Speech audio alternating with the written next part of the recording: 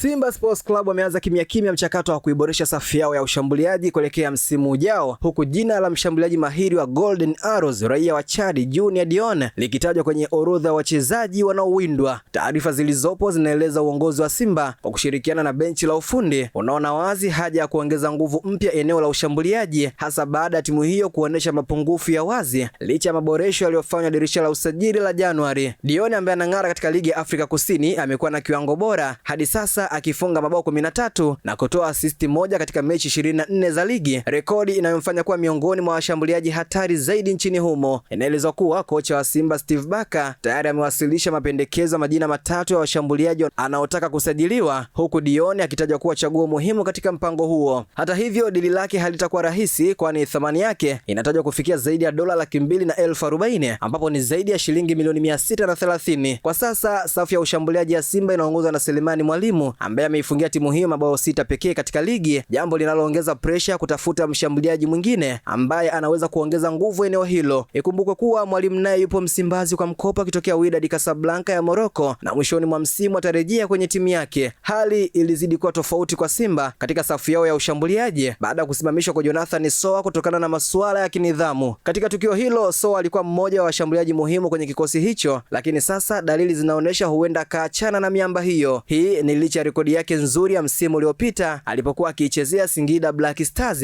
na alifunga mabao 13 na kuwa mmoja wa washambuliaji hatari zaidi. Kwa upande wa Dione, safari yake ya soka la kulipwa imekuwa ya kupanda hatua kwa hatua. Aliingia katika ramani ya soka la Afrika Kusini mwaka 2021 alipojiunga na Marumo Gallants akitokea Jwaneng Galaxy. Baadaye alihamia Amazulu FC kabla ya kutoa Golden Arrows, ambapo sasa anafurahia msimu wake bora zaidi kuwahi kutokea. Katika mashindano yote ya msimu huu, Dione amecheza michezo 30 akifunga mabao 14 na kutoa assist 2 ndani ya dakika 2316, tofauti na msimu uliopita 2024-25 alipokuwa Amazulu ambapo alifunga mabao 3 katika mechi 20. Dione si mgeni kwa kocha Barker. Wawili hao waliwahi kukutana wakati Barker akiinua Stellenbosch FC na Dione alicheza dhidi yake katika hatua ya 16 bora ya michuano ya Carling Knockout Cup. Katika mchezo huo alicheza kwa dakika 63 na kuonesha kiwango kizuri licha ya kutofunga, huku Stellenbosch ikiibuka na ushindi wa mabao 2-1. Wasifu wa Dione alizaliwa Oktoba 15 mwaka 1998 ambapo mpaka sasa na umri wa miaka 27. Ni mzaliwa wa Abidjan, Ivory Coast, uraia wa Chad, urefu ni mita 1.82, nafasi ni mshambuliaji wa kati. Imeandikwa na Elia Solomoni na kusoma kwako nami Hamza Saifu.